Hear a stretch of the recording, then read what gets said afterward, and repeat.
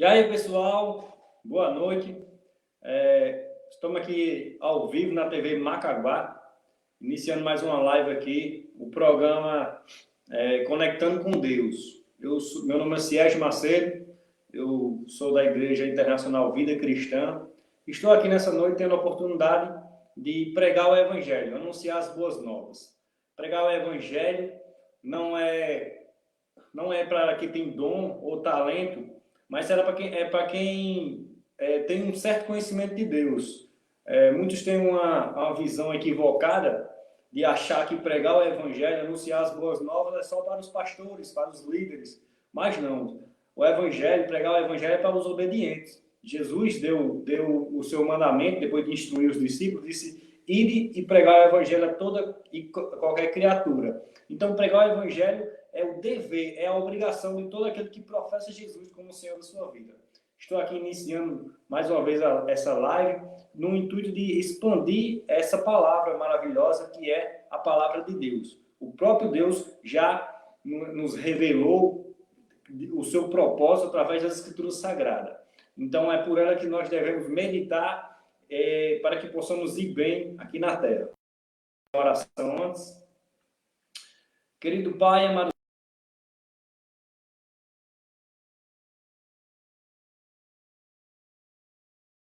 nos chamou para anunciar as boas dessa TV, Pai, seja edificado com a tua palavra e que eles não saiam da maneira que entraram.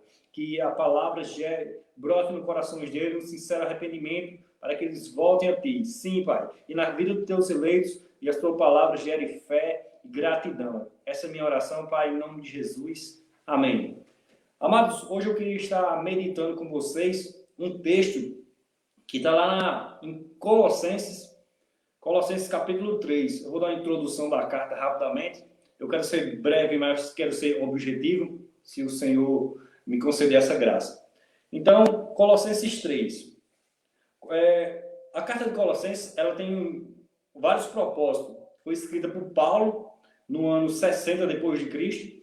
O apóstolo Paulo vinha combatendo aqui as heresias que era introduzida na igreja de Colossos, as heresias e os rudimentos mundanos. Ele vinha combatendo isso. É uma carta de exortação. Exortação quer dizer de disciplina, de correção. Ela é válida para mim e para vocês hoje.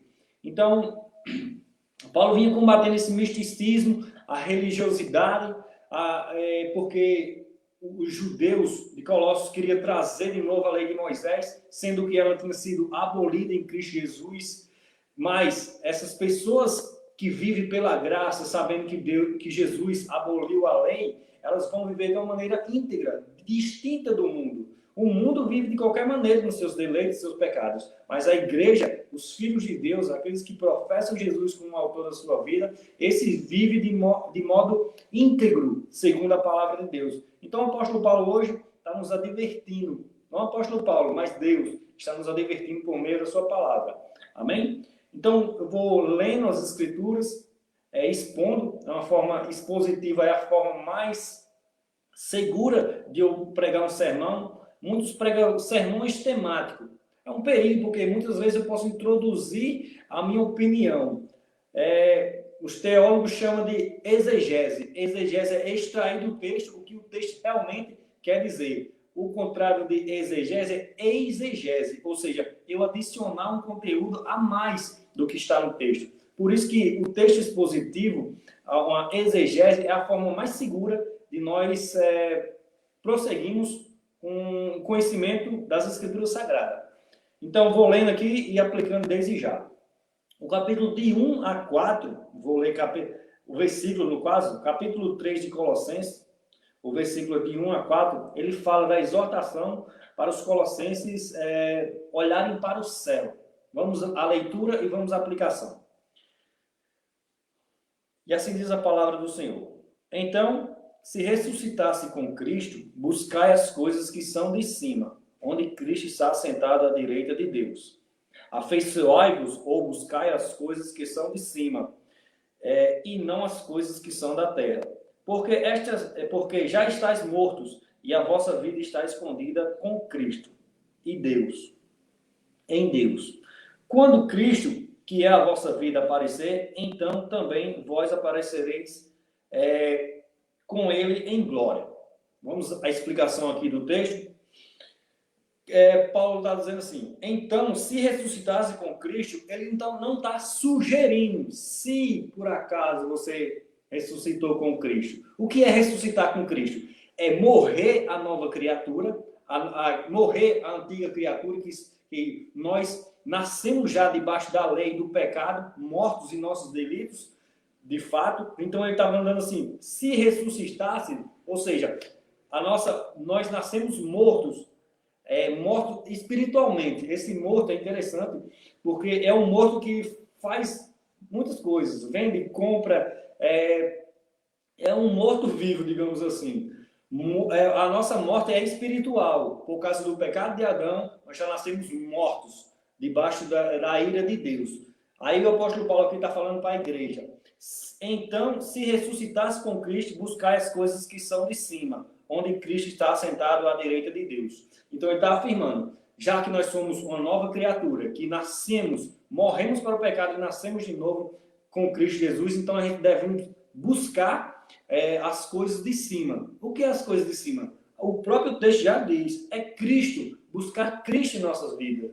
As coisas terrenas são transitórias, são passageiras. Por mais prazerosa que elas sejam, carnalmente falando, elas têm um limite, uma validade. Jesus diz: quem quiser ganhar a sua vida, perdê-la-á. E quem quiser perder a sua vida por amor a mim, achá-la-á. Que dará o homem ganhar o mundo inteiro ou perder sua alma, né?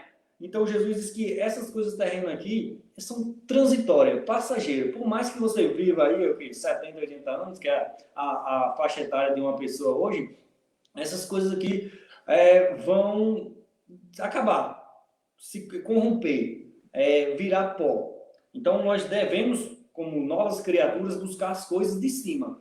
Cristo Jesus.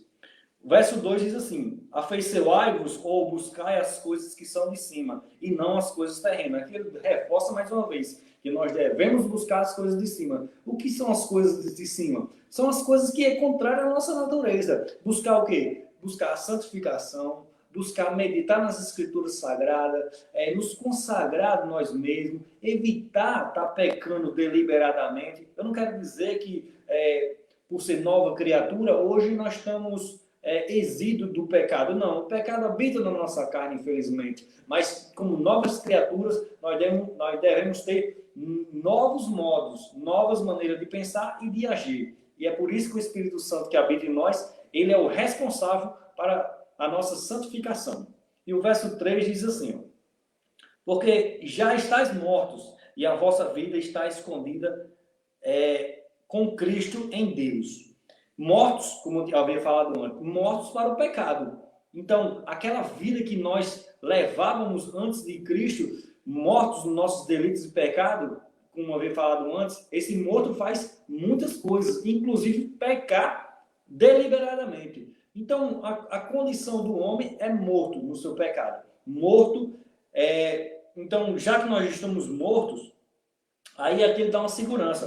O verso 3, né? E a vossa vida está escondida com Cristo. No Novo Testamento você vai ver muitas das vezes escondida, guardada. Isso nos dá uma garantia e certeza de salvação em Cristo Jesus. Porque quando a gente olha para nós mesmos, para as nossas próprias obras, nós não temos possibilidade de se achegar a Deus através das obras e nem muito menos ser salvo. Por isso que a Bíblia diz inúmeras vezes no Novo Testamento que nós somos guardados, escondidos, ou seja, uma certeza e convicção da salvação que está em Cristo Jesus.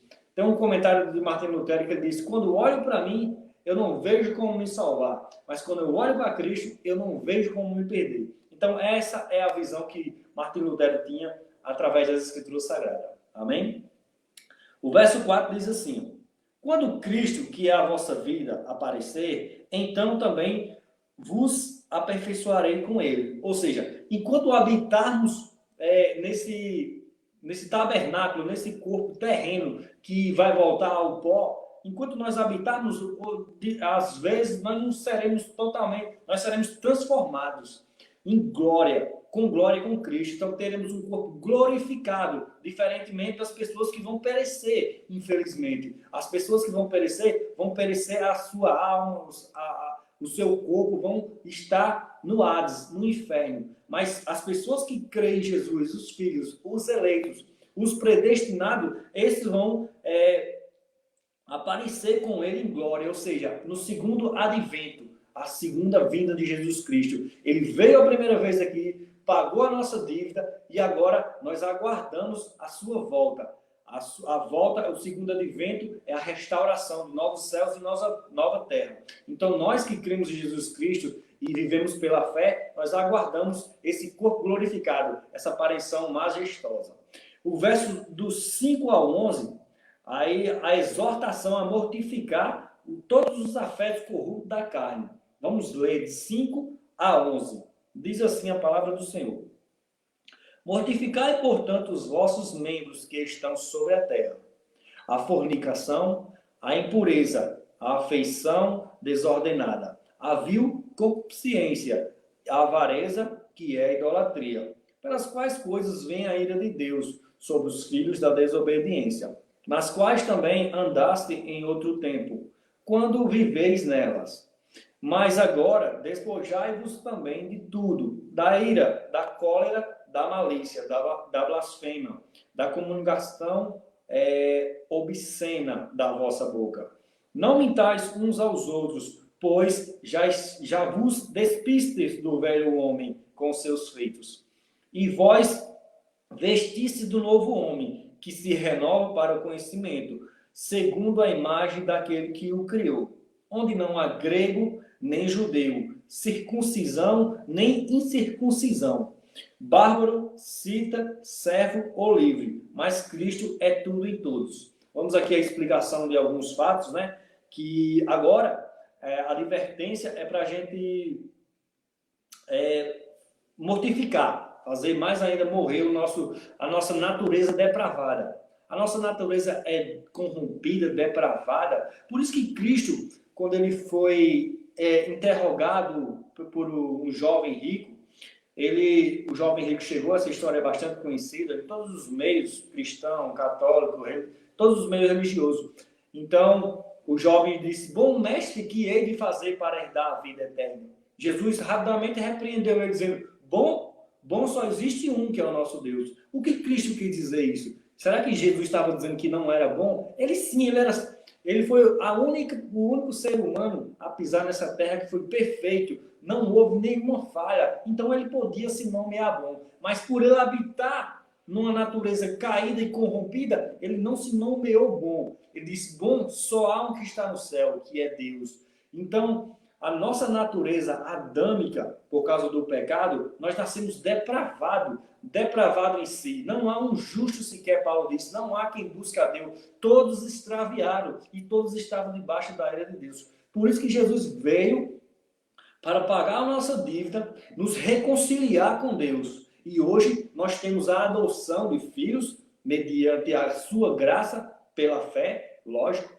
Então, hoje nós temos direitos e privilégios, não graças aos nossos feitos, aos seus bons feitos, às suas boas obras, porque as nossas boas obras, o mais boa intencionada que são, não nos leva à salvação. Irmãos, eu quero dizer que hoje o mundo é contrário às Escrituras Sagradas. Dizem por aí que quem nunca escutou desde novinho, né? Meu filho, seja uma boa pessoa, faça as coisas boas, quando você morrer, você vai para o céu. Só que a Bíblia diz o contrário.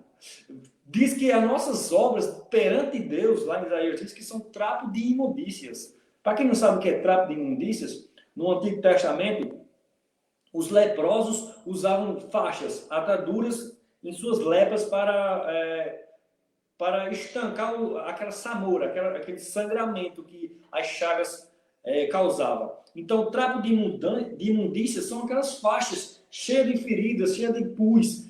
Então, é isso que representa as nossas boas obras diante de Deus. É lógico, essas nossas boas obras meritórias, mas como novas criaturas que nós somos, mediante a fé em Jesus Cristo e pela sua graça, nós vamos produzir boas obras. Que obras são essas? São obras que o próprio Espírito Santo que habita em nós vai nos dar, é o fruto do Espírito. Paulo fala lá em Efésios.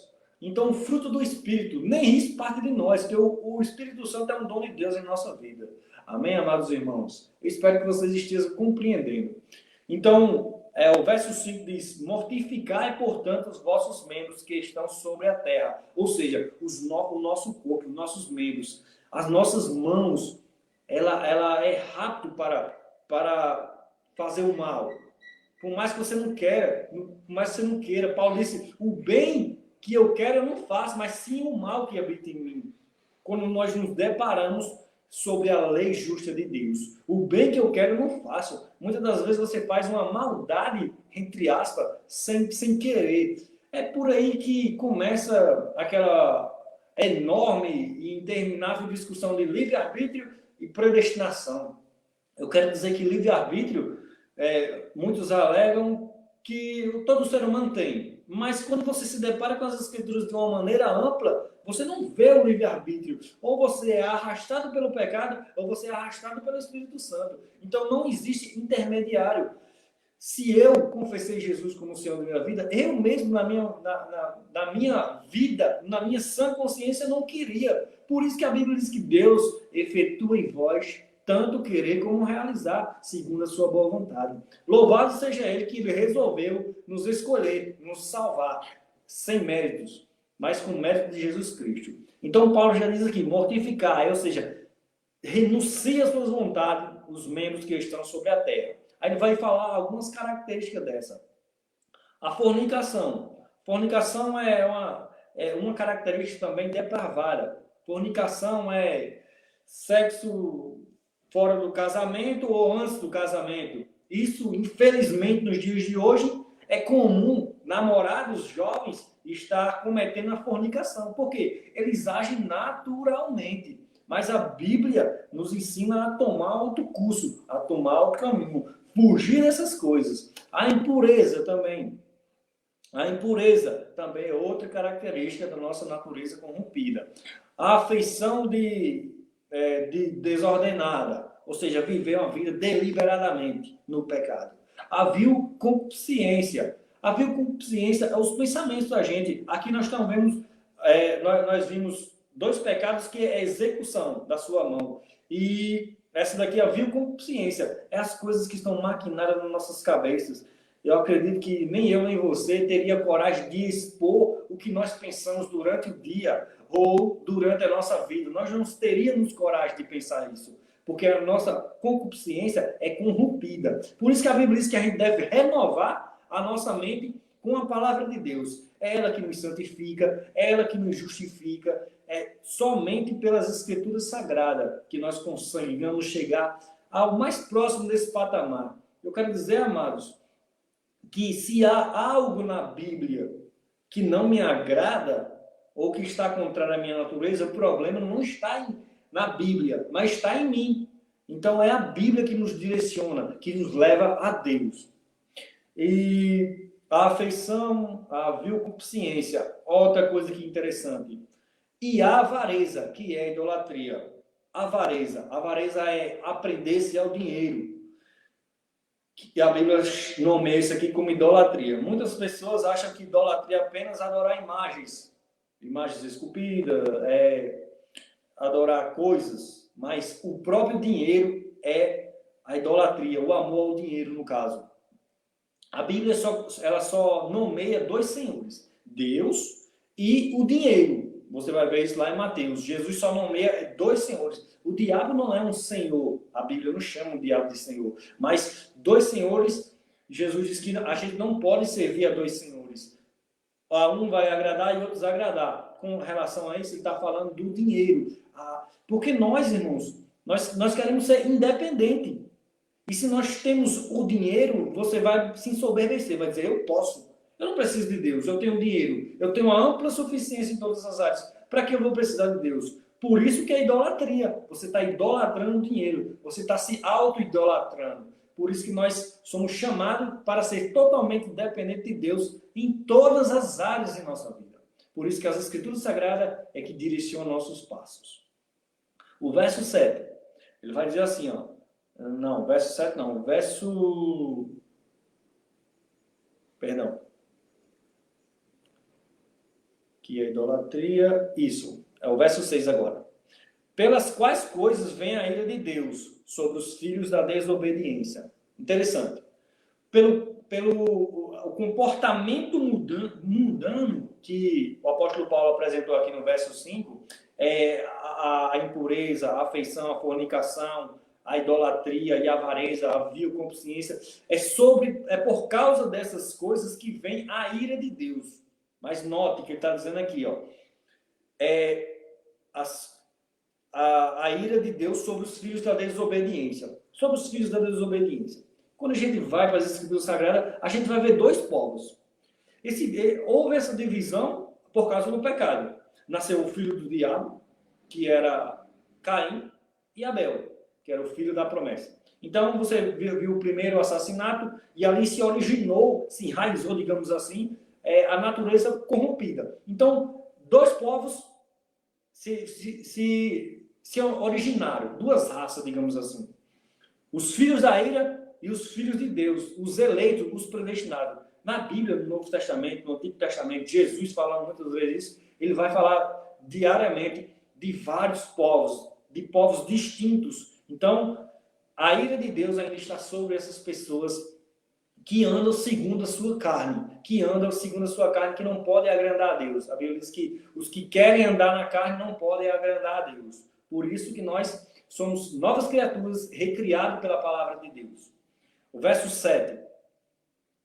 Nas quais também andaste nela no outro tempo, quando viveis nela. Ou seja, nas quais também andastes outro tempo, quando viveis nela. Ou seja, Paulo também está falando aqui para a igreja. Nas quais prática a igreja, os cristãos, viviam nela. A Bíblia diz que os que estão em Cristo são nova criatura. Eis que tudo se fez novo. As coisas velhas ficaram para trás. Então, irmãos, se nós hoje somos cristãos íntegros, o que vai nos evidenciar disso? O que nos vai diferenciar dos demais, dos filhos da ira? Não é o frequentar um templo todos os domingos, ou 2, 3 vezes por semana. Não é o jejuar. Não é o orar nas praças. Não é minhas vestes que vai me identificar. Não é nada disso.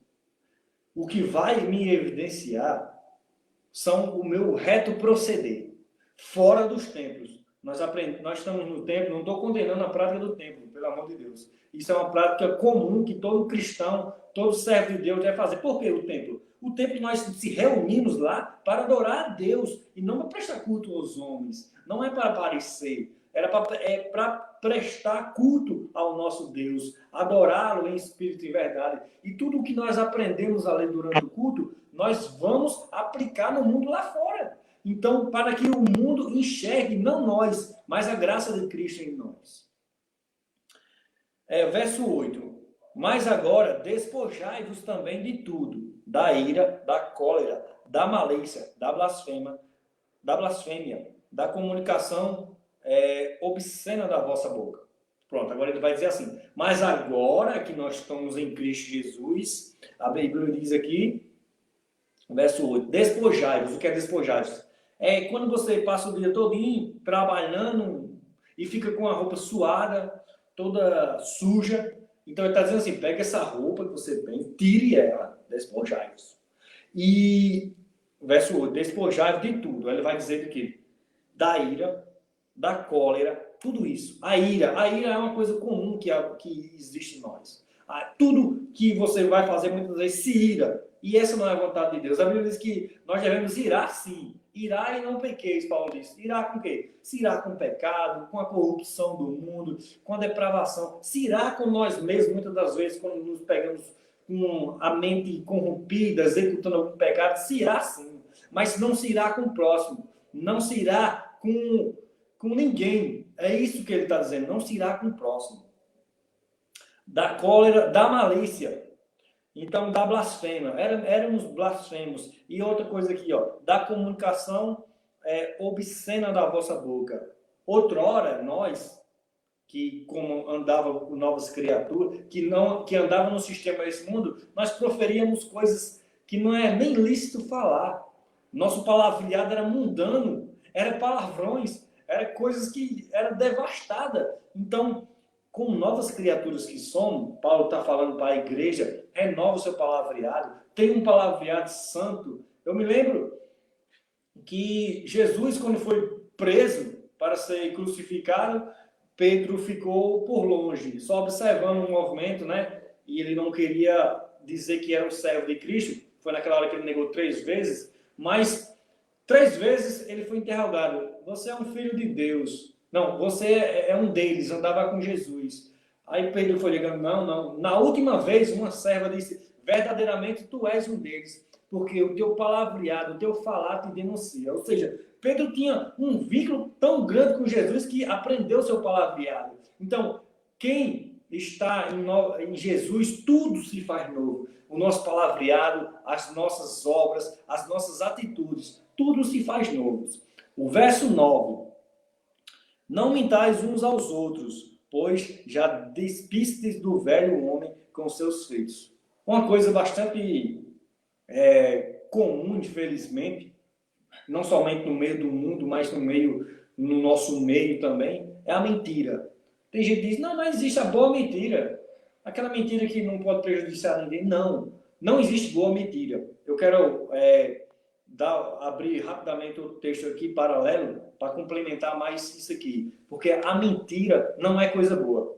Foi através da mentira que, digamos assim, entre aspas, o pecado se originou. Porque quando Satanás, que é o pai da mentira, que vamos ler agora, quando Satanás falou para Eva, Deus deu um mandamento a Adão para não comer do fruto do conhecimento do bem e do mal, porque se eles comerem, eles morreriam. Só que a serpente, que era o diabo, encarnada na serpente, mentiu para a mulher, disse, não, você não vai morrer, porque se no dia que você comer, você será como Deus. Aí, então, houve a transgressão, o pecado se originou ali. Infelizmente, por causa de uma mentira. Mas vamos mais a fundo aí a respeito da mentira. Vou abrir outra Bíblia aqui rapidamente, lá em João, Evangelho de João 8:44. Diz assim, vós tendes por pai o diabo, que quereis satisfazer os desejos de vosso pai.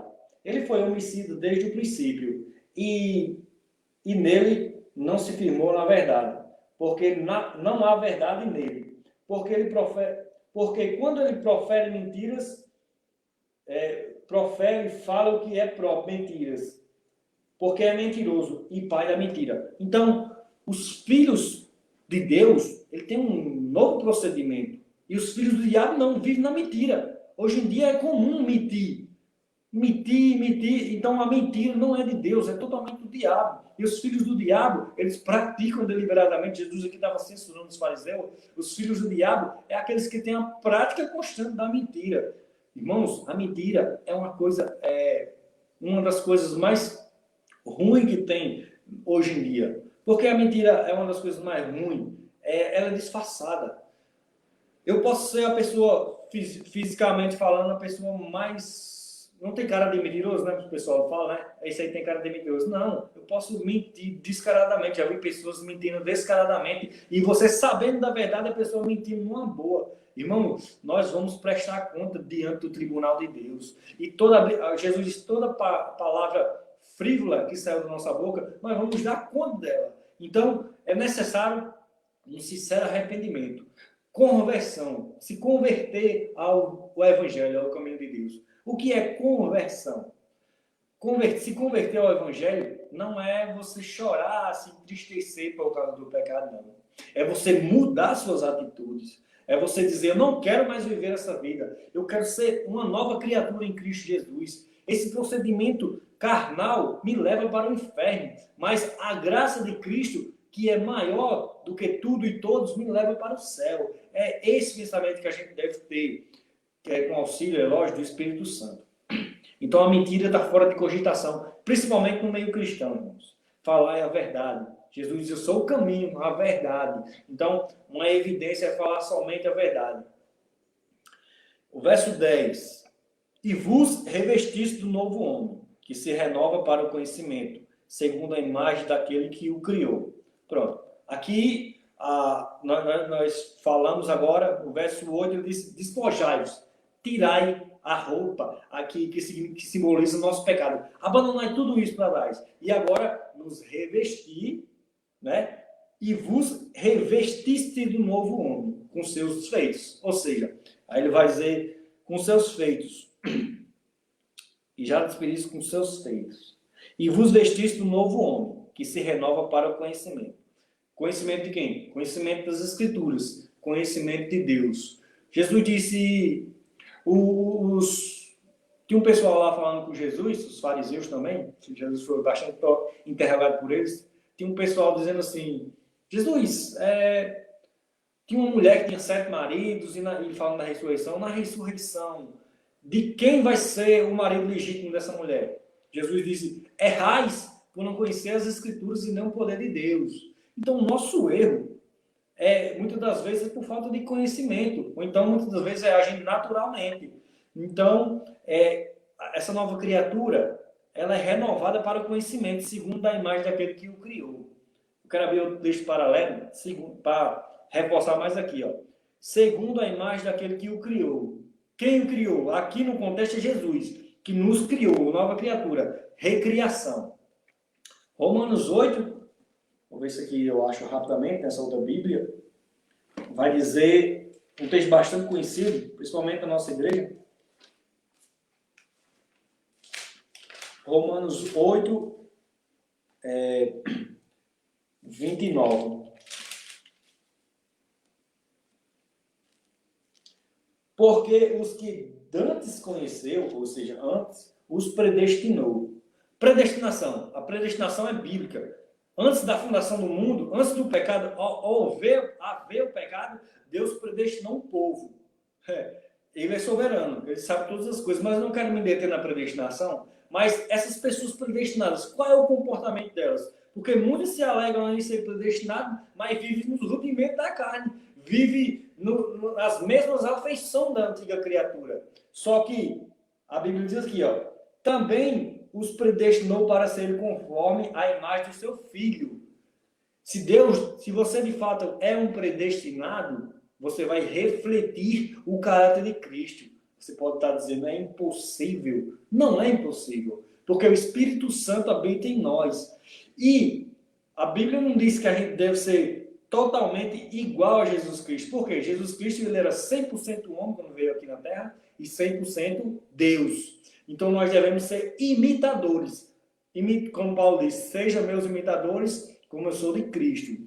Imitar aquele que nos predestinou. Ser semelhante a ele, por mais, digamos assim, limitado que somos.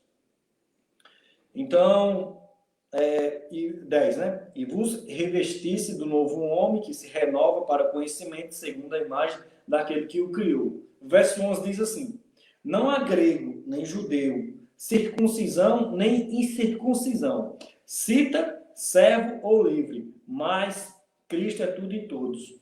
Eu não quero me deter nos detalhes históricos, mas eu quero aplicar já o que isso significa. O que esse texto quer dizer, quer aplicar para a igreja, quer dizer assim, independente da cultura que você tinha, dos seus pais, dos seus avós, você é uma nova criatura. Não, mas Sérgio, você pode estar me dizendo, não, Sérgio, mas eu sou de uma família que gosta de mentir, ou então uma família que é briguenta, então eu herdei, digamos assim, essa maldição hereditária. Não existe maldição hereditária. Então, Cristo é tudo em todos, independente de classe social, independente de cultura você vem, Cristo é tudo em todos. Então, você foi transformado para ser uma pessoa, uma nova criatura. Agora, no verso 12 a 17, é a exortação a viver amor, tolerar o perdão mútuo, ou seja, das pessoas. Vamos ler do 12 ao 17.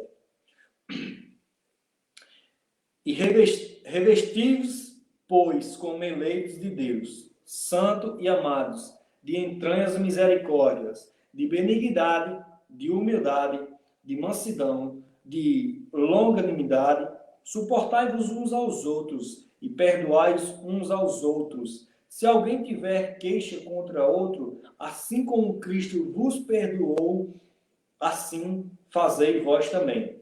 E sobre todas essas coisas, revesti-vos da caridade ou do amor, que é o vínculo da perfeição.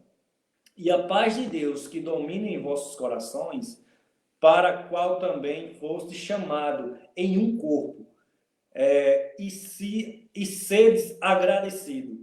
A palavra de Cristo habita em vós abundantemente, em toda sabedoria, ensinando-vos e admoestando-vos uns aos outros, com salmos, hinos, cânticos espirituais, cantando com graça em vosso coração ao Senhor. E quanto fizerdes por palavras ou por obras, fazei tudo em nome do Senhor Jesus Cristo, dando graças a Deus Pai por ele. Então, agora nós vamos falar do comportamento da nova criatura. Agora, do capítulo, do verso 1 até o 12, Paulo está falando aqui das imperfeições humanas, do que resulta se a gente continuar nisso, e para nós possamos renunciar. Aí agora ele vai falar de qual é as atitudes, as obras de uma nova criatura, de um predestinado, de um salvo, de um eleito de Deus. O verso 12 diz assim, ó, revestidos, novamente ele diz, se vista, se comporte, pois como eleitos de Deus. A Bíblia também, no Novo Testamento, no Antigo Testamento, está cheio de eleição incondicional, é um dos 5 pontos calvinistas. Eleitos não segundo a sua presciência, segundo a sua vontade, mas antes da fundação do mundo. Você vai ver muitas das vezes isso nas epístolas do apóstolo Paulo, de Atos dos Apóstolos, de próprio Jesus também, em todos. Eleitos é um pessoal separado, distinto dos outros. Então, ele não está dizendo, se vocês são eleitos, você vai se comportar assim, não. Ele está dando a ordenança aos cristãos. Revestivos, pois, como eleito de Deus. Ele vai falar a primeira coisa, santo e amados. Santos, é estranho uma pessoa chamar a outra de santa. Por quê? Porque quando a pessoa chama outra de santa, a pessoa está vendo o caráter dele. Eu não sou santo, não. Porque sabe das suas obras que não santifica. É claro que não. Por isso que Jesus já nos santificou. Isso quer dizer, nos separou. Santificação quer dizer separação. Não por nós sermos santos de nós mesmos, mas porque Jesus nos santificou. Porque a Bíblia diz, sede santos como eu sou santos. Eita, como eu faço isso para ser santo? Por causa de Jesus Cristo. Se você crê que o sacrifício eficaz de Cristo te tornou santo, independente das suas obras, então você vai se tornar, vai viver uma pessoa santa, por mais limitado que seja. Santificação. A Bíblia diz que pecador não entra no céu, não, só os santos. E somos nós que estaremos lá. E amados, né? A Bíblia chama também muitas vezes nós de amados. Amados por quê? Não de nós mesmos, mas por causa de Deus. A Bíblia diz que Deus prova o seu amor para conosco. De que Cristo Jesus, tendo morrido por nós, sendo ainda nós transgressores. Romanos 5 diz assim. Então Deus provou o seu amor. O seu amor é o quê? É um amor sacrificial. É um amor que se dá por a pessoa. E ela não merece essa pessoa. Então, nós somos amados por Deus. Deus provou o seu amor.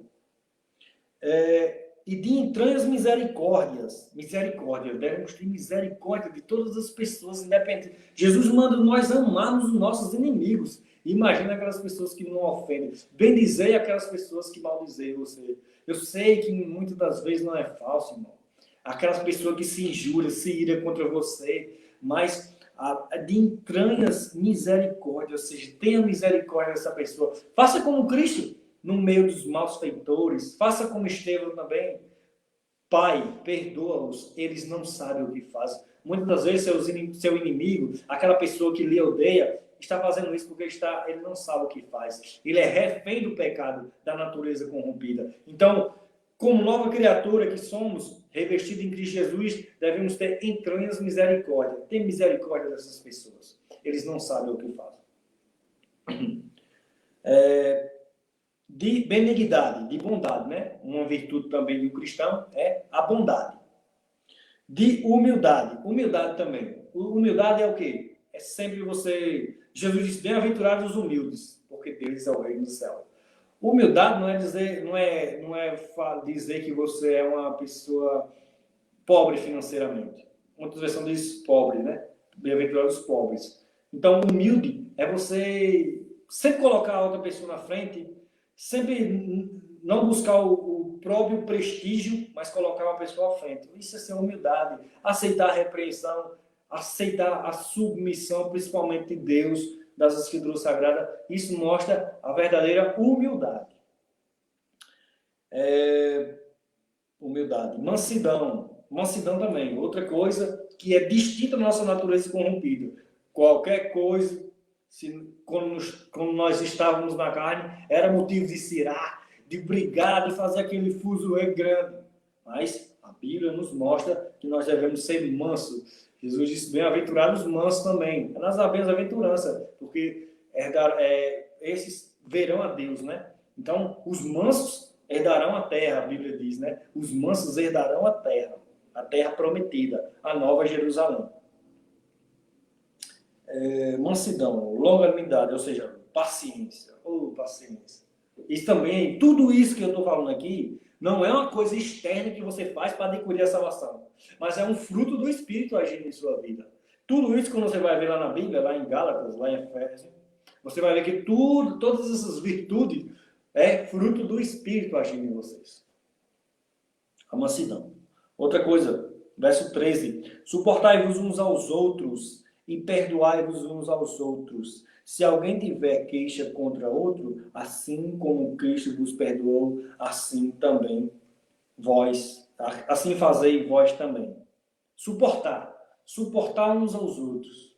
Eu vi muitos depoimentos de pessoas na televisão que dizem ser cristãos, que dizem amar a Deus, mas não suportam o próximo. Principalmente uma pessoa que fez mal no passado. Que é isso? Que tipo de cristianismo essa pessoa vive? Que tipo de conhecimento da graça de Deus tem? Porque graça é um favor que eu não mereço.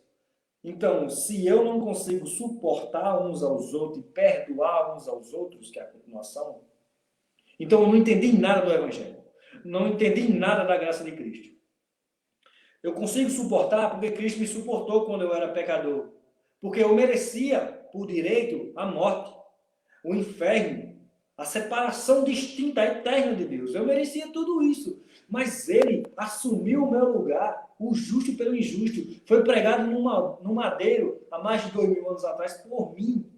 Então, se um ato desse, de graça pura, de amor pleno, amor provado, eu não consigo perdoar o próximo, é porque eu não entendi o que significa. Jesus contou uma parábola de um servo que devia uma grande quantidade ao rei.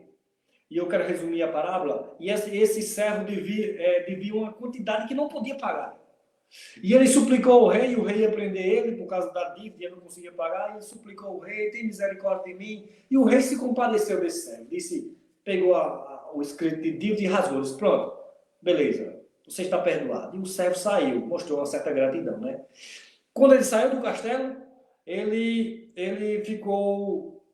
viu outra pessoa que estava devendo uma quantia pequena a ele não quis nem saber a história. A Bíblia diz que ele pegou pelo pescoço e disse, vai pagar o que me deve.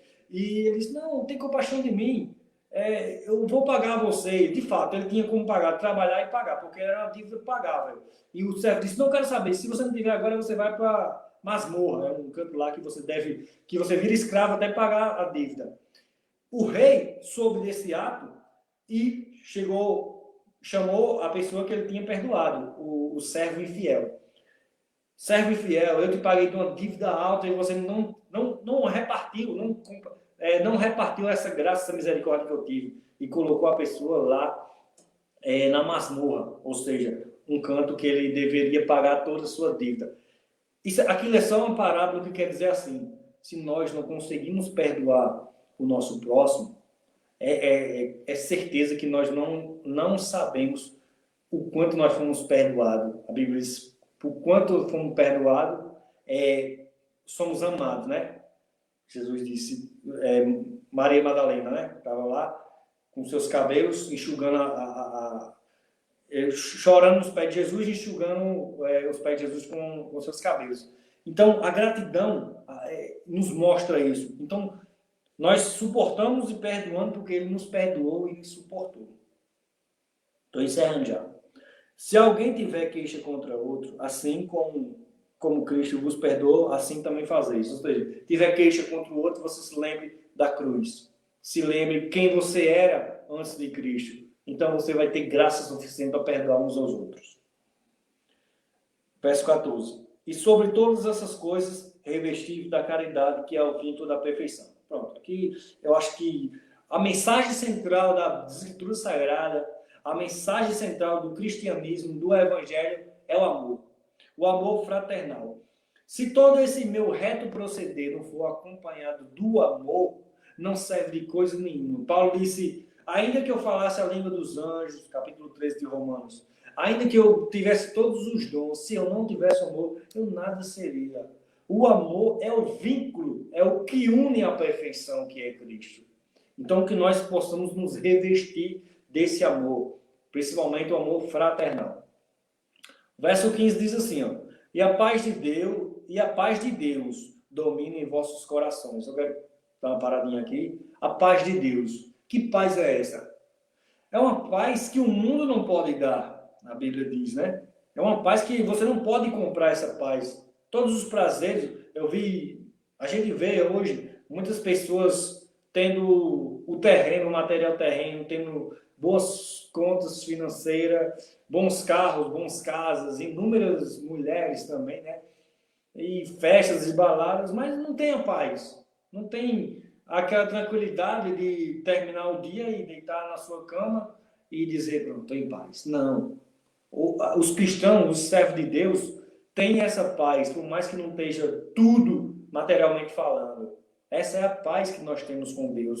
E essa paz ela vai resultar assim, dizendo assim, ó, a paz de Deus é quando você está na maior provação da sua vida, passando por um obstáculo tremendo, porque no mundo a gente vai ter aflição. E a gente ter paz diante desses acontecimentos. Isso é a paz de Deus em nossa vida.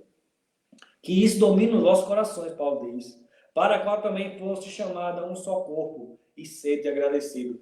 A Bíblia chama, no contexto geral aqui, chamada a um só corpo, quer dizer que nós, os crentes, os cristãos, os que renascemos de novo, somos ligados, chamados a um só corpo.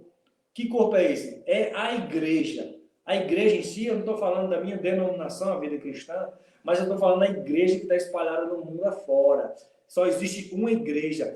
E só existe um corpo e um cabeça. O cabeça é Cristo. Nós fomos chamados para viver em um corpo, um só corpo. Nós temos diversos membros. O que eu quero dizer com isso? Todo membro, toda pessoa que faz parte da igreja de Cristo tem uma função. Ou seja, esse dedo tem uma função, a orelha, o ouvido, tudo. Todos os membros têm uma função na nossa vida. Por isso que não existe um cargo superior um ao outro. Nós, se estamos na igreja de Cristo, a verdadeira, todos somos por iguais. Então, nós somos chamados à igreja. E ser desagradecido, ou seja, agradecer a Deus por todas as coisas. Segundo Tessalonicenses 5... Não, Filipenses 4:13, se não me engano. 2:13, Filipenses 2:13 diz, em tudo dai graça, porque esta é a vontade de Deus para conosco, em Cristo Jesus. Devemos agradecer em todas e qualquer ocasião. Toda e qualquer ocasião. Quero dar uma adiantada aqui para eu finalizar, está encerrando meu horário, ainda faltam 10 minutos, mas eu quero dar uma adiantada. A palavra de Cristo habita em vós abundantemente em toda sabedoria, ensinando-vos e admoestando-vos uns aos outros com salmo, com cânticos espirituais, cantando com graça em vosso coração ao Senhor. Pronto. Se a palavra de Cristo habita em nós abundantemente, né, diferentemente do mundo, então nós vamos ter um novo procedimento. Que procedimento é esse? A unidade da igreja. Muita gente hoje, infelizmente, principalmente no meio cristão, no meio evangélico, está dizendo, não, eu sou um cristão, mas eu congrego em casa, eu fico assistindo uma live, nada contra assistir uma live. Eu fico ouvindo mensagens na internet, mas eu não quero saber desse negócio da igreja, não. A Bíblia diz ensinando-vos, em plural, e admoestando-vos uns aos outros. Como isso é possível se eu me mantenho isolado em casa? A Bíblia chamou para a gente viver em um só corpo, unido, suportar. Como é que eu posso suportar o meu irmão? Viver em harmonia, exercer meu amor fraternal se eu estou isolado de tudo e todos. Esse pensamento de isolamento é obra do diabo na sua vida. Muitas pessoas têm depressão por causa disso, porque em vez de buscar refúgio, de buscar comunicação com as pessoas, elas preferem se isolar e as pessoas ficam depressivas. E você vê casos e mais casos de depressão. Eu não estou dizendo que você está exíduo também nessas coisas, não. Mas eu quero dizer que quanto mais você está com os irmãos, congregando, conversando, ensinando-vos uns aos outros, assim como eu estou falando, eu aprendi e estou repassando isso a ensinar. Eu aprendi com o irmão, então estou repassando, e você vai repassar. Então, é isso, é ensinando uns aos outros, admoestando. Aí vai também expressar a nossa gratidão com salmos, com hino, com cantos espirituais, com graça em vosso coração ao Senhor. Que tudo isso seja acompanhado da palavra, ou seja, a admoestação, o ensinamento, os hinos, os louvores, os cânticos, principalmente no meio cristão, tem muitos louvores que não tem nada a ver com a Bíblia. Tem muitas coisas. Restitui, eu quero de volta o que é meu. Irmãos, o que é de volta, o que é seu, é o pecado, é a ira de Deus. Nunca cante esse tipo de louvores contemporâneos. Procure um louvor cristocêntrico, que exalta a graça de Cristo em nossas vidas. Espero que você esteja entendendo a verdadeira mensagem da cruz.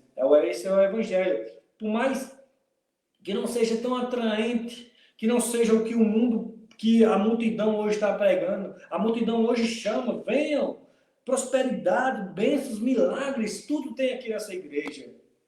Jesus nunca nos ensinou isso. Jesus disse, venha, siga-me e toma a sua cruz. Aquele que quiser me seguir, tome sua cruz. Foi isso que ele nos garantiu, uma cruz. O que significa a cruz? A cruz significa uma renúncia, uma submissão a Deus, um ato de renúncia diária. Tudo isso que eu estou aplicando nesse texto, nessa noite. Amém? Verso 17. E quanto fizerdes por palavras ou por obras, fazei tudo em nome do Senhor, dando graças a Deus Pai por ele. Então, esse é um lema dos puritanos. Não quero abrir a Bíblia, que no nosso tempo já está acabando. Esse é um lema dos puritanos que dizia lá em 2 Coríntios, 1 Coríntios 10:31, diz, quer comais, quer bebais, ou fazer qualquer outra coisa, fazei tudo para a glória de Deus. Então, tudo que a gente vai fazer na nossa vida, por mais indiscreto que seja, que nós possamos fazer tudo para a glória de Deus. Eu vou estudar em tal faculdade. Então, que isso seja para a glória de Deus. Eu arrumei um emprego, não sei aonde, que isso seja para a glória de Deus. Que a nossa vida seja para a glória de Deus. Para exaltar, para as pessoas passarem e ver, esse verdadeiramente é um filho de Deus. Por quê? Jesus disse que vós sois a luz do mundo, o sal da terra. Então, as nossas obras nos evidenciam quem de fato nós somos. Ele também, usando um exemplo de uma árvore, ele diz, uma árvore má não pode dar bons frutos, e uma árvore boa não pode dar más frutos. O que isso quer dizer? Uma boa pessoa, que é recriada em Cristo Jesus, vai produzir bons frutos. E como eu havia dito antes, esse fruto não é um fruto externo, é o fruto do Espírito. E uma pessoa má, ela não tem como se amoldar ao sistema da Bíblia, dos padrões de Deus. Ela vê tudo isso aqui e disse que isso tudo é heresia. Eu não me conformo com esse sistema, com o sistema de Deus. É justamente isso que estão fazendo. Então, é necessário nascer de novo, se arrepender, confessar Jesus como Senhor de sua vida, para que nós possamos estar de acordo com essa vontade divina. Verso 17, que eu terminei. E quando fizer por palavras ou por obras, fazer tudo em nome do Senhor Jesus Cristo, dando graças a Ele. Mais uma vez, agradecer a Deus. Hoje, nessa noite, eu queria agradecer a Ele. E esse era o texto que eu tinha para meditar com vocês. Acredito e confio, porque a palavra de Deus, a Bíblia diz que é viva e eficaz. Eu acredito que ela teve bons seus resultados e que todos vocês da TV Macaguá sejam edificados pela palavra de Deus. Gostaria de encerrar dando graças a Deus. Se você estiver comigo hoje, nessa noite, feche seus olhos e agradeça a Ele. Senhor, nosso Deus e nosso Pai, muito obrigado por esse momento, por esse privilégio, Pai, de estar anunciando o Evangelho genuíno, que não atrai multidões, mas que atrai os seus eleitos, Pai. Porque a Tua palavra é viva e eficaz. A Tua palavra é lâmpada para os nossos pés e luz para os nossos caminhos, Pai.